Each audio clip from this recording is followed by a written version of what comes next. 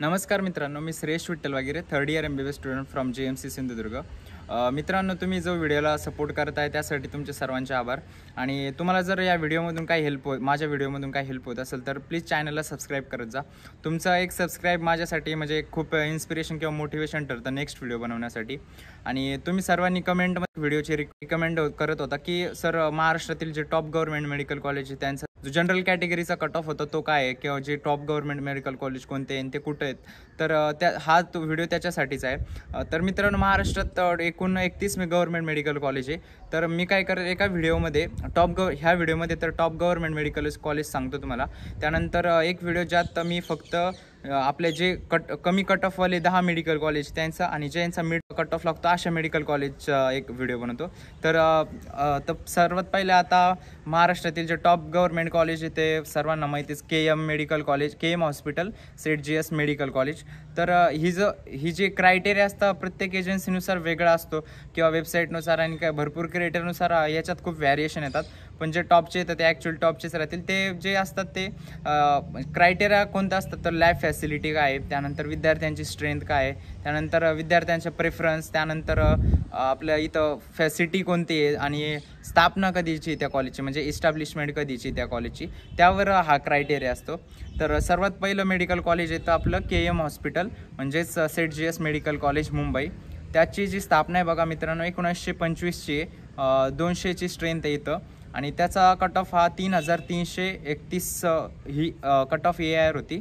666 marks होते त्या विद्यार्थ्याला। म्हणजे ऑल इंडियामधून पण हे कॉलेजचा कट ऑफ, ऑल इंडिया कोटातून पण या कॉलेजचा कट ऑफ खूप हाय जातो।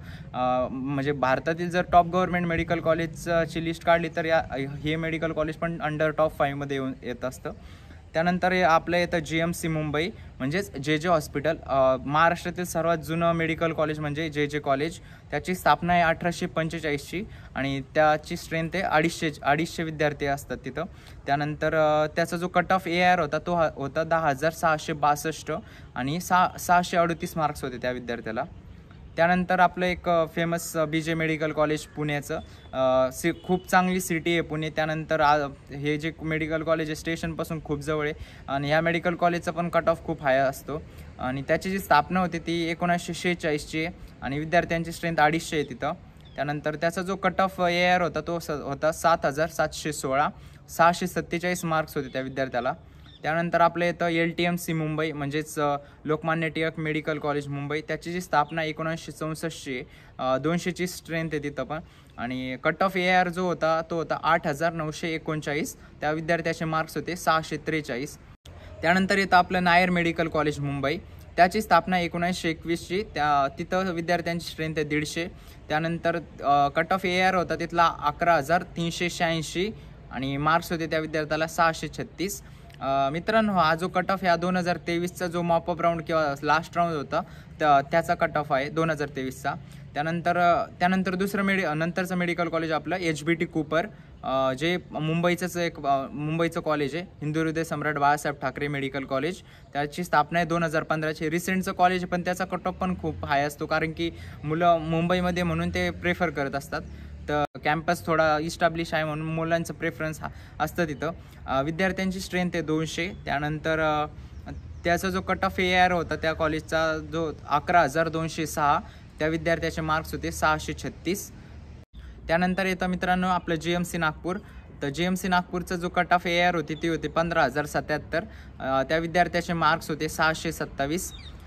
त्यानंतर नागपूरचंच एक दुसरं medical college IGMC Indira Gandhi medical college Nagpur.